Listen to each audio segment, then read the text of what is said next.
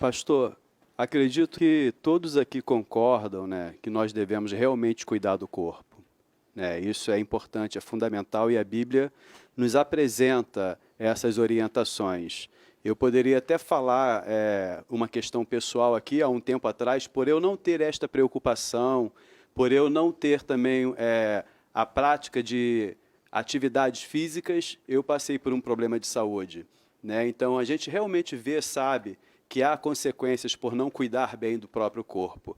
Mas não é extremo demais falar que Deus não habita num corpo doente? Eu acredito em duas coisas. Primeira delas, Deus habita num corpo doente se a doença é consequência hereditária, se a doença é hereditária, se ela chegou de uma forma que você não tinha como se proteger, ou se você estava em hábitos errados que não conhecia. Agora, se a doença é fruto do meu descuido, eu sabendo o que é certo e faço o que é errado, aí eu tenho que dizer para você que Deus tem dificuldade de habitar nesse corpo. Porque se o meu corpo é o templo do Espírito Santo, e eu estou desobedecendo as orientações divinas por uma pessoa que sabe das orientações. Se eu rejeito as orientações, é como diz Provérbios 28, verso 9. Aquele que desvia o seu ouvido de ouvir a lei, até a sua oração é abominável. Então eu sei Deus da não lei. habita. Eu sei da lei, não pratico. A minha oração é abominável. Agora, eu estou doente por uma escolha que eu fiz. Como é que Deus vai habitar nesse templo? E mais, nós vemos ali em 1 Coríntios 6, né? Uhum. Se você for para 1 Coríntios 3, 16, 17, Paulo vai dizer assim, se alguém destruir esse corpo, que é o templo do Espírito Santo, Deus o destruirá.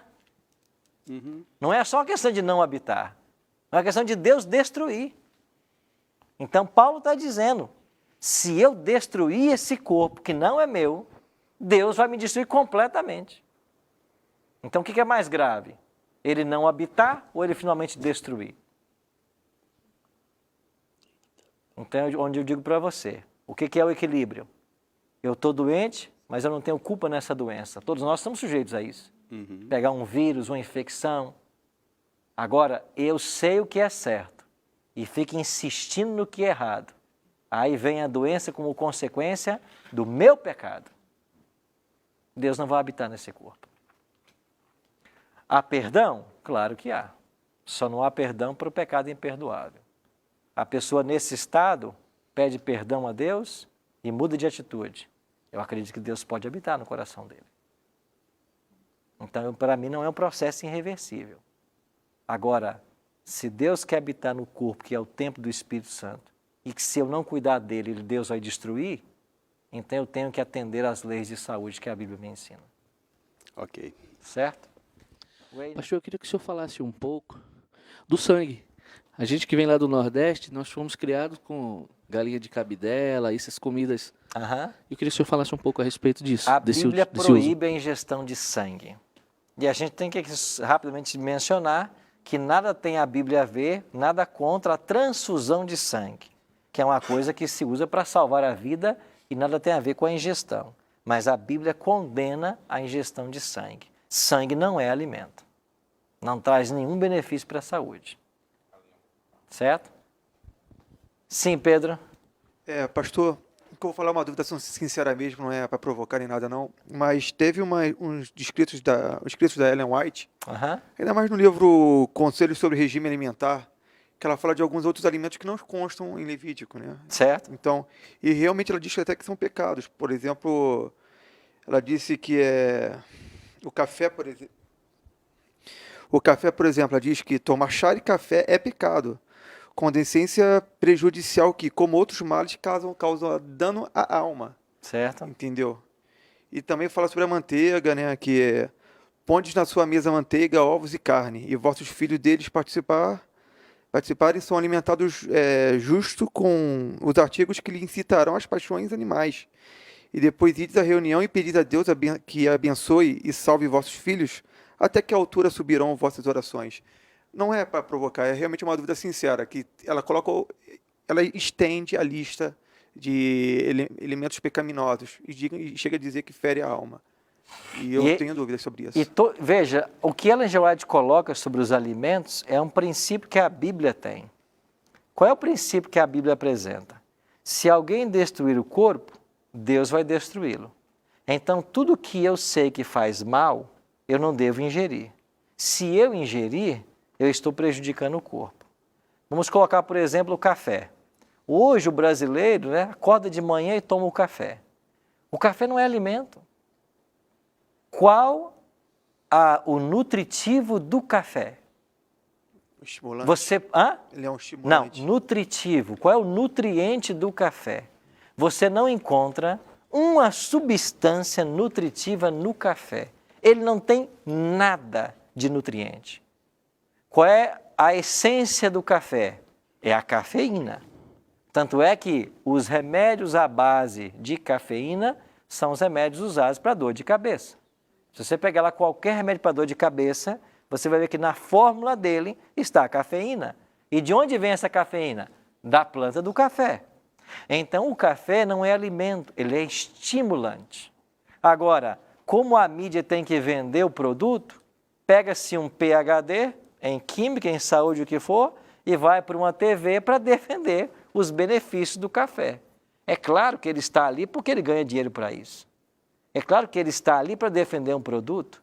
Agora, analise quimicamente o produto e você vai perceber que não tem nenhum benefício.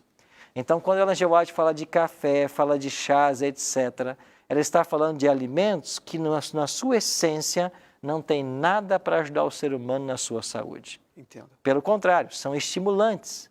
O que é um estimulante? Quanto mais você toma, mais você carece tomar, mais você vicia. Mas o que realmente me deixou intrigado foi a questão dela determinar como pecado. Em Levítico não consta nenhum grão, apenas animais. Certo. E ela estende algo que, de certa forma, se for entendido como pecado, foge até a interpretação de sola escritura, de que vocês estão estendendo para algo que está além da Bíblia. Mas se eu te perguntar, à luz de 1 Coríntios 3,16, quando Paulo diz que o nosso corpo é templo do Espírito Santo, e se alguém o destruir, Deus o destruirá, você não acha que o princípio geral da Bíblia é tudo que faz mal ao corpo é pecado? Porque se você não acreditar que tudo que faz mal ao corpo é pecado, que texto bíblico você vai usar para combater a maconha? Justo. Ok. Certo?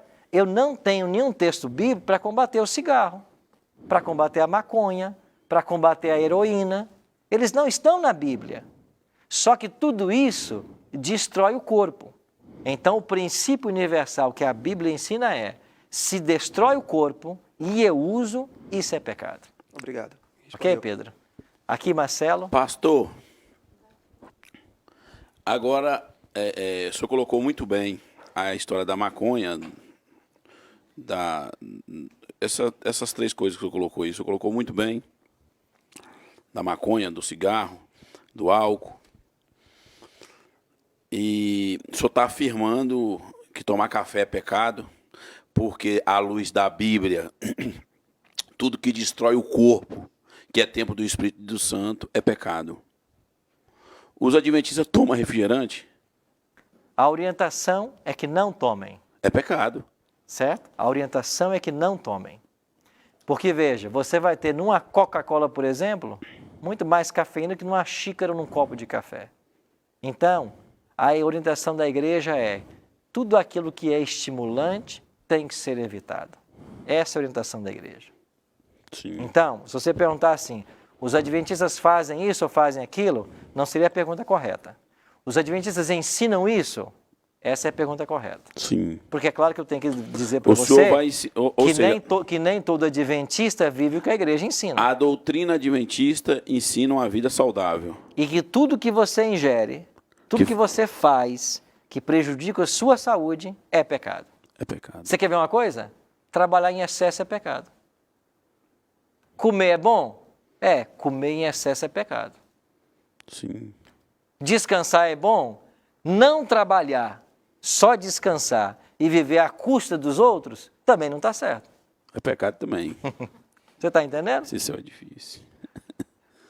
Então, a questão que nós temos que entender é que eu não posso ficar apenas com uma lista dizendo assim, isso aqui a Bíblia diz que é, isso aqui diz que não. Eu tenho que entender que hoje nós temos um monte de coisas que estão aí sendo pregadas e apresentadas como alimento que não são alimentos. tudo que não for, tudo que não serve de alimento.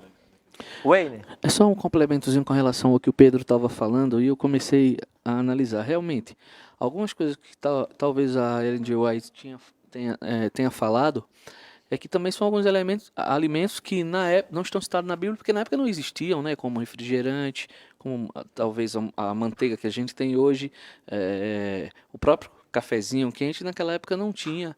Então, assim, isso e uma outra infinidade de alimentos que a gente tem outros como doces, balas e tudo mais, que fazem mal à saúde pelo seu excesso de ingestão, naquela época não tinha. Então, já no período de vida da Ellen, provavelmente já existia, e aí foi anexado pelo fato de ser algo prejudicial à saúde, não especificamente pelo alimento citado. Aquilo que já existia, o café já existia, né? Ela vai fazer menção a ele, já existia, e muitas outras coisas não existiam, né? E você não vai encontrar nem na Bíblia isso, porque não existiam. Mas o que eu tenho que entender é o seguinte, o princípio ele é universal. Qual é o princípio?